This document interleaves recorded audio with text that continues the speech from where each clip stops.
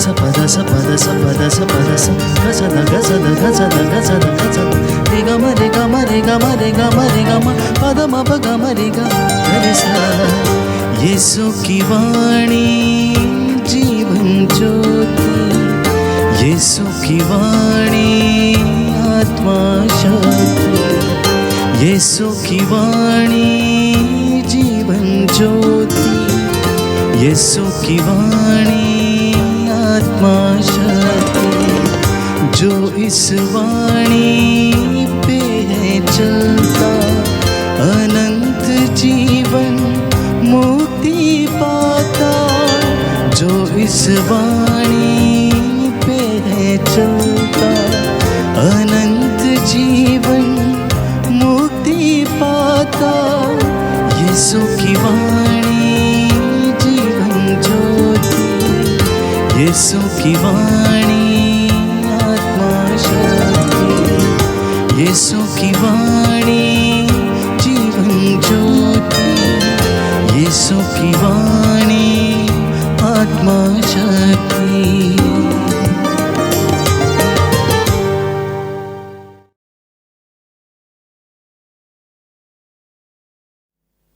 पहला पाठ इब्रानियों के नाम पत्र अध्याय 10 वाक्यांश 19 से 25 तक। हम अपने भरोसे का साक्ष्य देने में अटल एवं दृढ़ बने रहें और परोपकार के लिए एक दूसरे को प्रोत्साहित करें। भाइयों, यीशु का रक्त हमें निर्भय होकर मंदिर गर्भ में प्रवेश करने का आश्वासन देता है। उन्होंने हमारे लिए एक नवीन तथा जीवंत मार्ग खोल दिया जो उनके शरीर रूपी पर्दे से होकर जाता है। अब हमें एक महान पुरोहित प्राप्त है जो ईश्वर के घराने पर नियुक्त किए गए हैं। इसलिए हम अपने हृदय को पाप के दोष से मुक्त कर और अपने शरीर को स्वच्छ जल से धोकर निष्कपट हृदय से तथा परिपूर्ण विश्वास के साथ ईश्वर के पास चलें। हम अपने भरोसे का साक्ष्य देने में अटल एवं दृढ़ बने रहें, क्योंकि जिसने हमें वचन दिया है वह सत्य प्रतिज्ञ है। हमें इस बात का ध्यान रखना चाहिए कि हम किस प्रकार भातृ प्रेम तथा परोपकार के लिए एक दूसरे को प्रोत्साहित कर सकते हैं। हम भाइयों की सभा से अलग ना रहें जैसे कि कुछ लोग किया करते हैं, बल्कि एक दूसरे को ढारस बंधाएं। जब हम उस दिन को निकट आते देखते हैं तो ऐसा करना और भी आवश्यक हो जाता है। प्रभु की वाणी। ईश्वर को धन्यवाद।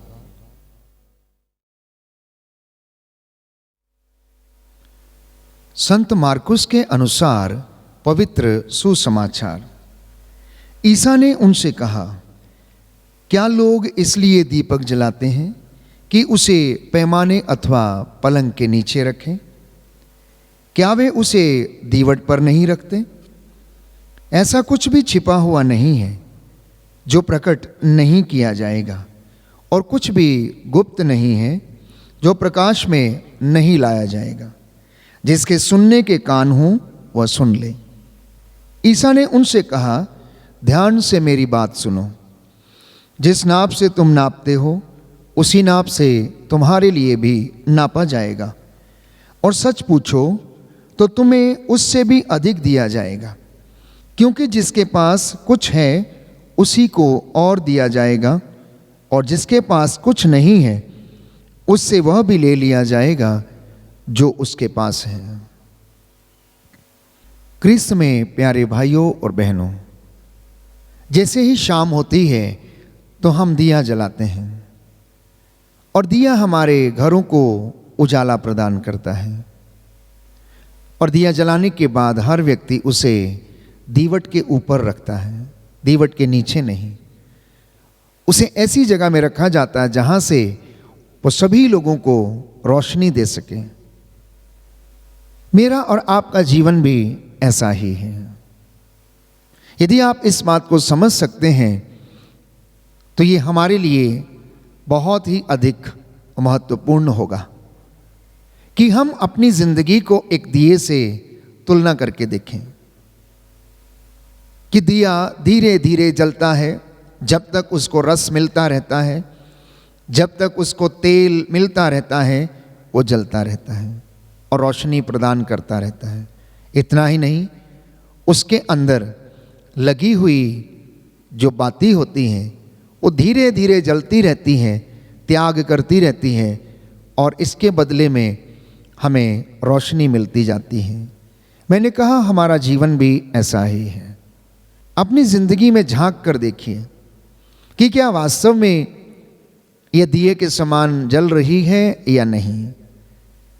किसी ने खूब कहा है, अगर जलना ही है तो दिए के समान जलो।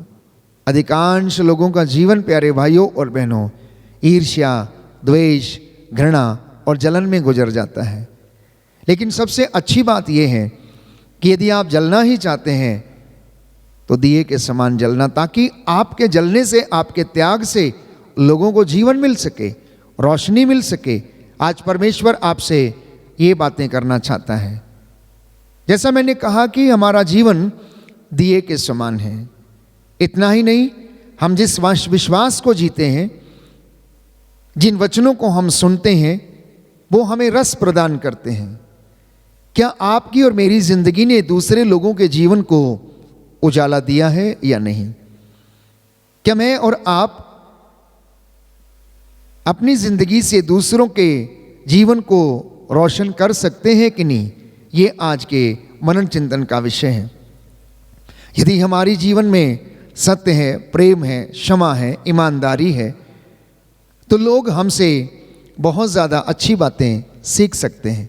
वो आपके संपर्क में आएंगे, भले ही वे आपके मुंह के सामने आपकी बड़ाई ना करें, लेकिन पीठ के पीछे आपकी बड़ाई अवश्य करेंगे।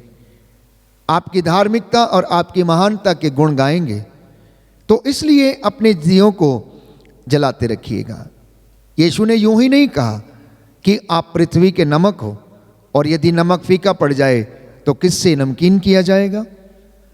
अगर वो फीका पड़ जाता है तो लोग उसे यूं ही पैरों के नीचे फेंक देते हैं और वो पैरों के तले रौंदा जाता है। तो जब हम अपनी जिंदगी में इस स्वाद को महसूस करते हैं तो हमारी जिंदगी हसीन होती है। प्यारे भाइयों और बहनों, यीशु ने कहा, संसार की ज्योति मैं हूं, जो मेरे पास आता अंधकार में कभी नहीं भटकेगा। लेकिन तुम पृथ्वी के नमक हो, तुम्हारा ये नमकीन स्वाद जो है वो तुम में बना रहे, तुम्हारा दीपक हमेशा जलता रहे। ये कौन सा दीपक है जिसके विषय में वो बात करते हैं? हमारी मसीहत, हमारे भले काम, हमारा विश्वास, हमारी पवित्रता, हमारी धार्मिकता। प्रियजनों, ये हमेशा जलती रहे, ताकि इसके द्वारा बहुत से लोगों को मार्गदर्शन मिले, इसके द्वारा बहुत से लोग परमेश्वर के नज़दीक आ सकें। यह परमेश्वर हमसे आज कहना चाहता है। इतना ही नहीं, बहुत से लोग ईर्ष्या, द्वेष में और घृणा में जीवन बिताते जाते हैं, क्षमा नहीं कर पाते हैं। प्रभु यीशु ने कहा, जैसा तुम दूसरों के साथ करोगे वैसा ही तुम्हारे साथ भी होगा। यदि तुम तलवार उठाओगे, अपने चेलों से कहा, तो तुम तलवार से मरोगे। इसलिए यीशु ने पेतरुस से कहा, पेतरुस तलवार म्यान में कर लो, क्योंकि जो तलवार उठाता है उसे तलवार से हानि होगी, वो तलवार से ही मारा जाता है। आगे वो मत्ती के सुसमाचार अध्याय 6 पद संख्या 14 से 15 में कहते हैं, यदि तुम दूसरों के अपराध क्षमा करोगे तो तुम्हारा स्वर्गीय पिता भी तुम्हें क्षमा करेगा, परंतु यदि तुम दूसरों को क्षमा नहीं करोगे तो तुम्हारा स्वर्गीय पिता भी तुम्हारे अपराध क्षमा नहीं करेगा। इसलिए दोष ना लगाओ और तुम पर भी ना लगाया जाए। दोष ना लगाओ और तुम पर भी ना लगाया जाए, क्योंकि जो दोष लगाता है उस पर भी दोष लगाया जाएगा। जो किसी दूसरों पर कीचड़ फेंकता है उसके ऊपर भी वह कीचड़ फेंका जाता है। इसलिए प्यारे भाइयों और बहनों, सावधान रहें। यीशु ने कहा, जो मेरी ये बातें सुनता और उन पर चलता है वो समझदार मनुष्य के समान है, जो चट्टान पर अपना घर बनाता है। जब बारिश आती है, बाढ़ आती है, आंधियाँ आती हैं, तूफान चलते हैं, तो फिर भी वो घर ढहता नहीं है, वो टिका रहता है, क्योंकि उसकी नींव दृढ़ चट्टान के ऊपर डाली गई है। एक और विशेष बात आज के इस दिन में प्रभु हमसे कहना चाहता है कि जिस नाप से तुम दूसरों के लिए नापते हो, उसी नाप से तुम्हारे लिए भी नापा जाएगा। हम अपने आप से पूछ कर देखें कि हम कितनी बार लोगों को एक पैमाने में डालकर न्याय अन्याय की बात करते हैं। हम उनके ऊपर दोषारोपण करते हैं कि वो ऐसा है, वो ऐसा है, वो वैसा है, वो ऐसा करता है, वो ऐसा करती है, वो ऐसे जीवन जीते हैं, वो ऐसे लोग हैं, वो वैसे लोग हैं। इस तरीके के तमाम विचार सुबह से लेकर शाम तक हमारी ज़िंदगी में, हमारे मन में घूमते रहते हैं। और हम साबित क्या करना चाहते हैं कि हम अच्छे हैं। हम साबित क्या करना चाहते हैं कि हम अच्छे हैं। लेकिन पवित्र बाइबल हमें बताती है, राजाओं के ग्रंथ अध्याय 8 पद संख्या 42 में हम पढ़ते हैं कि इस दुनिया में कोई भी अच्छा नहीं है। रोमियो के पत्र अध्याय 3 पद संख्या 25 में हम पढ़ते हैं कि सबने पाप किया है और सब ईश्वर की महिमा से वंचित हैं। इस दुनिया में कोई भी अच्छा नहीं है, हर व्यक्ति बुरा है। बाइबल हमें बताती है, उत्पत्ति ग्रंथ में हम पढ़ते हैं अध्याय 6 पद संख्या 12 और उससे आगे की, ईश्वर ने स्वर्ग से पृथ्वी पर दृष्टि दौड़ाई और उसने देखा कि सभी मनुष्य कुकर्म करने लग गए हैं। सभी मनुष्य अपनी धार्मिकता से भटके हुए हैं, वे पाप में और कुकर्मों में फंस चुके हैं। इसलिए ईश्वर को बड़ा दुख हुआ जब उसने देखा कि इंसान पाप कर रहा, इंसान कुकर्म कर रहा है, एक दूसरे से लड़ाई झगड़ा, ईर्ष्या, द्वेष, निंदा, मोह, माया, लोभ, लालच, एडिक्शन और इस प्रकार के अनेक ऐसी बातें प्यारे भाइयों और बहनों उसके जीवन में जब होने लगती हैं, परमेश्वर को दुख होता है। इसलिए यशायाह नबी के ग्रंथ में हम पढ़ते हैं, परमेश्वर दुखी होता है और कहता है कि मैंने तो एक अच्छी दाखलता लगाई थी, इसकी डालियां जंगली कैसे हो गई। मैंने एक अच्छा बीज बोया था, ये जंगली कैसे हो गया, इसके फल कड़वे कैसे हो गए हैं। प्यारे भाइयों और बहनों, हमारे मसीही रूपी दीपक जो हैं वो जगते रहने चाहिए।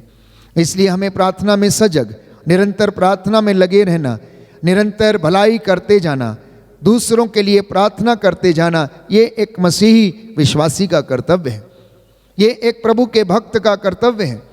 इतना ही नहीं, जो शिक्षा देते हैं वो वचन को सही तरीके से लोगों के सामने पेश करें, जैसा कि धर्मशास्त्रों में वो लिखा गया है, ना कि अपने स्वार्थ के लिए, ना कि बड़ाई, अपनी बड़ाई करने के लिए, परंतु ईश्वर की महिमा के लिए ये वचन लोगों की ज़िंदगी में बोया जाए।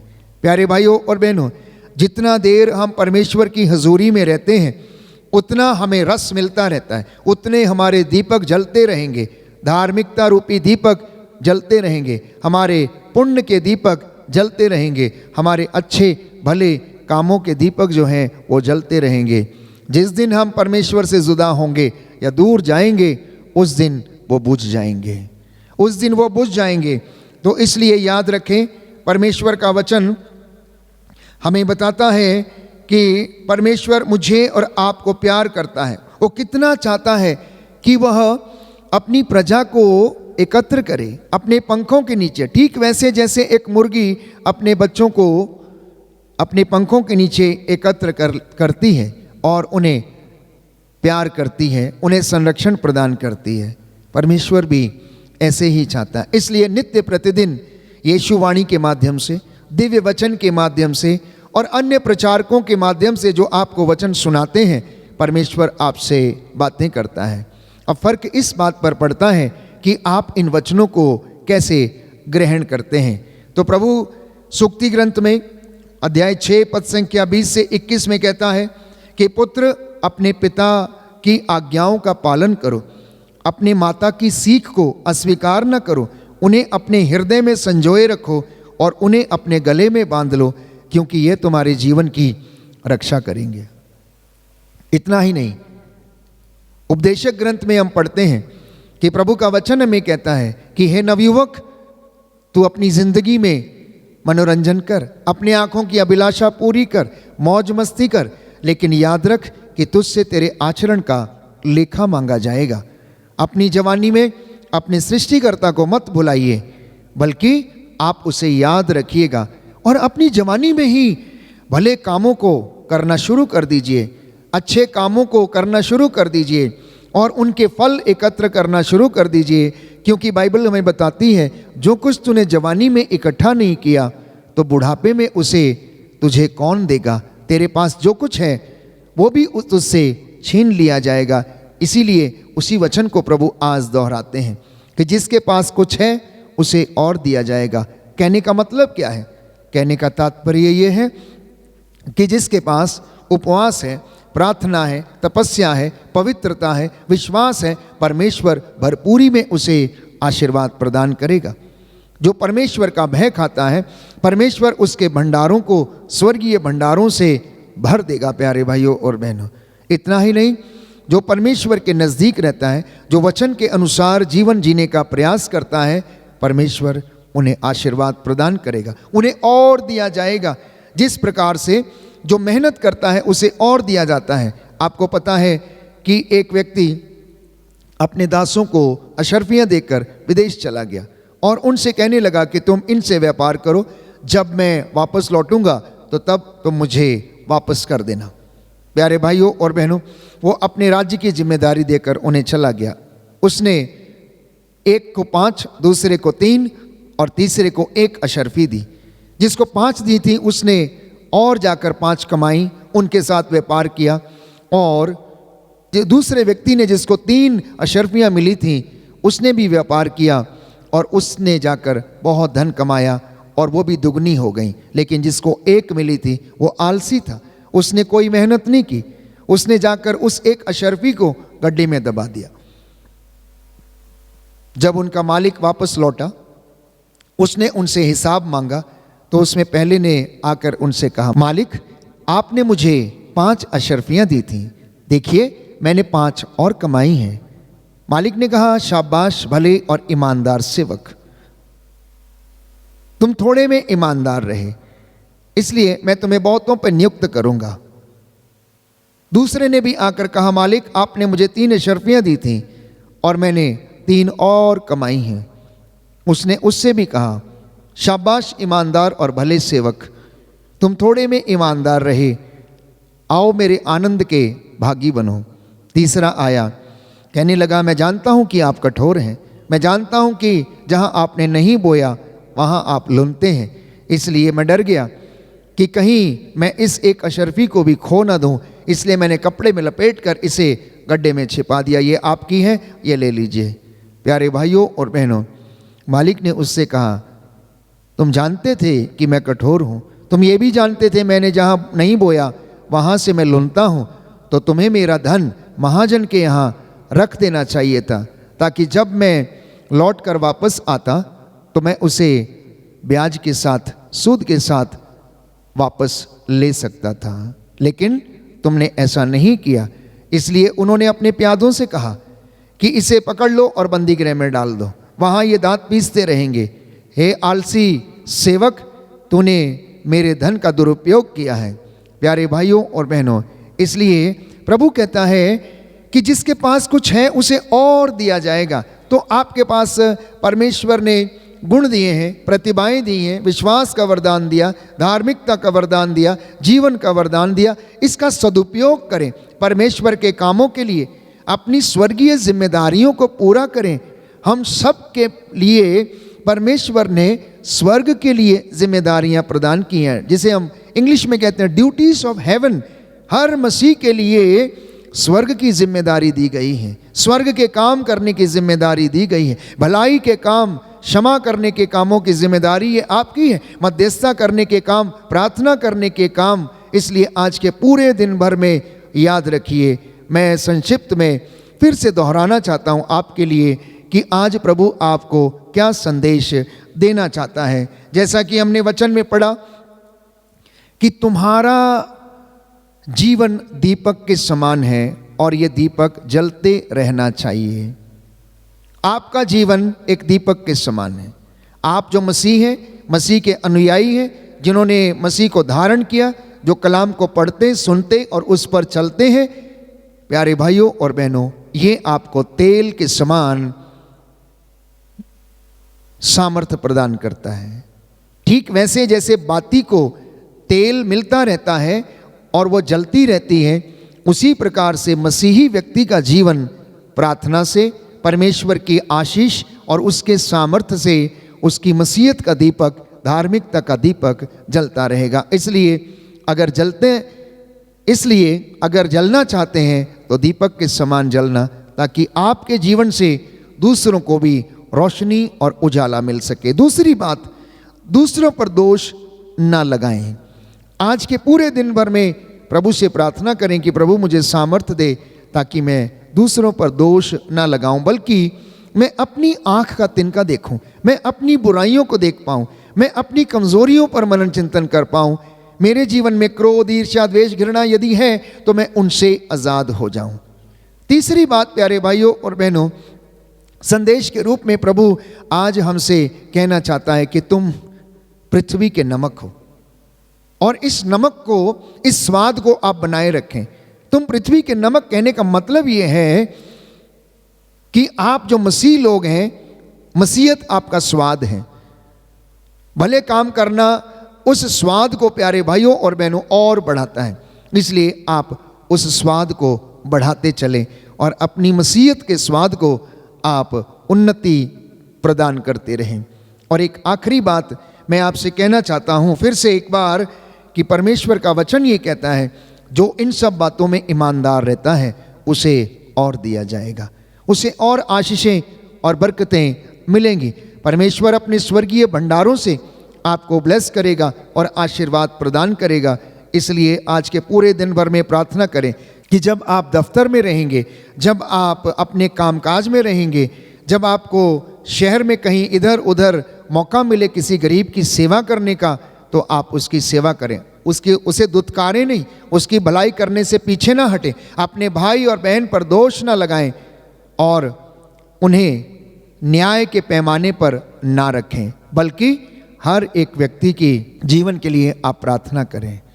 हमारा ये काम नहीं कि हम बदला लें, बदला लेना परमेश्वर का काम है, हमारा काम है अपने अंदर बदलाव करना। अब ये बात आप पर निर्भर करती है कि आप बदला चाहते हैं या बदलाव चाहते हैं, कि आप बदला चाहते हैं या बदलाव चाहते हैं।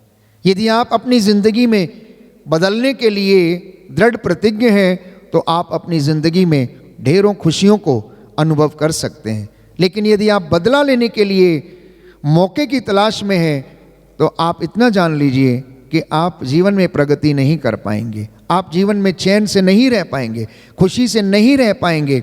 इसलिए प्यारे भाइयों और बहनों, बदला लेने की अपेक्षा अपनी ज़िंदगी में सुधार, अपनी ज़िंदगी में बदलाव करने का प्रयास करें, ताकि परमेश्वर आपको आशीष दे और अधिक मात्रा में आपको बहुत सी चीज़ों को प्रदान कर सके।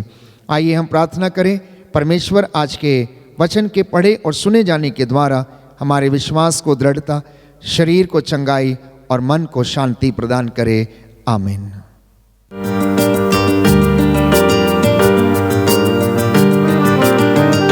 यीशु की वाणी